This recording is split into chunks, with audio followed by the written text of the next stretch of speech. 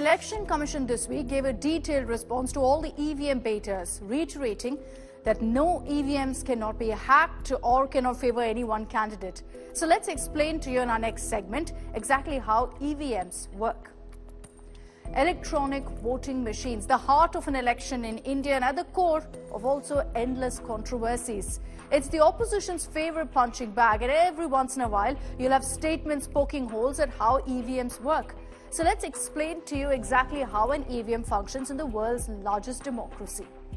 Electronic voting machines were first introduced in the Indian elections way back in 1982. It was first used in a by-election in Kerala's Paravur, or for an assembly election where 50 out of the 84 polling stations used the first ever secure direct digital vote recording device in the world.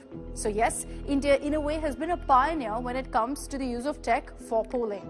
But even today, there aren't many countries that actually use EVMs. Here's a list of some of the countries according to the Election Commission of India. So the countries that use EVMs include the United States of America, Australia, Belgium, Bulgaria, Italy, Switzerland, Canada, Mexico, Argentina, Brazil, Chile, Peru, Venezuela, Namibia, Nepal, Bhutan, Armenia and Bangladesh. But here too, the way they use EVMs are very different. Let's take America, for example, where 95% of American voters use systems with a paper trail to back up their votes, typically through optical scanners that essentially read paper ballots and enable auditability. While only a small fraction of jurisdictions in America still use paperless EVMs. America leans more heavily on optical scan machines, which directly scans out these paper ballots, leaving a clear physical record from the outset. And this trend particularly gained momentum after vulnerabilities were exposed in their EVMs. Touchscreens without paper verification were phased out across much of America. But that's why India too doesn't have EVMs without any verification.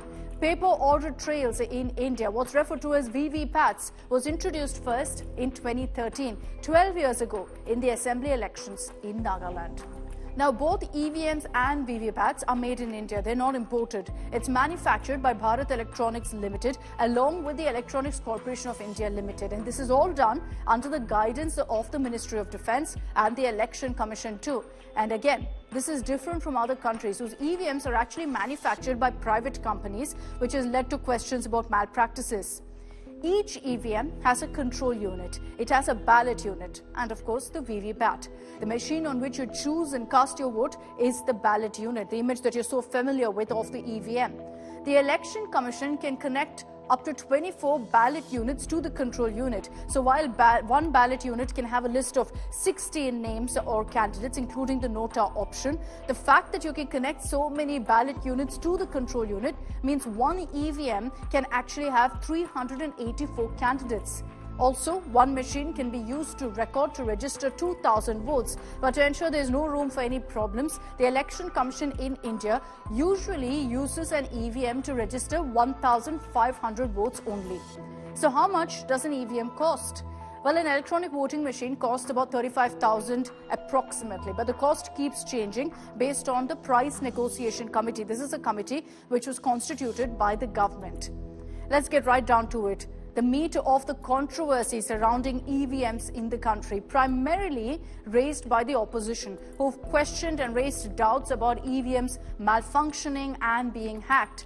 First of all, EVMs used in India are standalone units, essentially meaning that they don't have to be connected to a power source, they don't need internet connectivity. So when it's not connected to any external source, it becomes impossible to hack.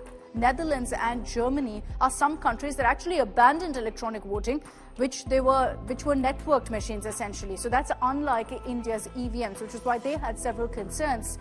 Now, the latest EVMs which are being used, this is the third generation EVMs referred to as the M3 machines. That's what the Election Commission is using. They're not connected to the internet, they cannot even connect to Bluetooth. So this makes them impenetrable through remote devices. And these M3 machines, if they're opened or tampered with in any way before they're supposed to be, are designed to go into safety mode, which makes them inoperable, and therefore only the original manufacturer can actually reset the machine. And that's why the EC maintains that EVMs are completely foolproof. चुनाव की तारीख से 7 या 8 दिन पहले EVMs को commission किया जाता है, उसमें सिंबल डाले जाते हैं, वो एजेंट के सामने डाले जाते हैं। उसके बाद में उसको मॉकपोल करने की छूट होती है, वो उसी दिन मॉकपोल करके देख लें सिंबल ठीक पड़ गए, उसी दिन उसमें नई बैटरी डाली जाती है, उसी दिन वो बैटरी सबके सामने में सील होती है। उसके बाद उसको उठा के ईवीएम्स को स्ट्रांग रूम में जमा किया जाता है, उन्हीं के सामने सील लगाई जाती है। The first check when the EVM is first opened after polling is done by an official of the Bharat Electronics Limited under the supervision of the Election Commission. There are, of course, representatives of political parties who are also present. The only chance of failure really lies in the fact that the EVM is, at the end of the day, a machine and so is vulnerable to failures. But does that mean that there can be foul play or that it can be hacked to favor one candidate? The answer, based on how different our EVMs are when compared to other countries, is a clear no.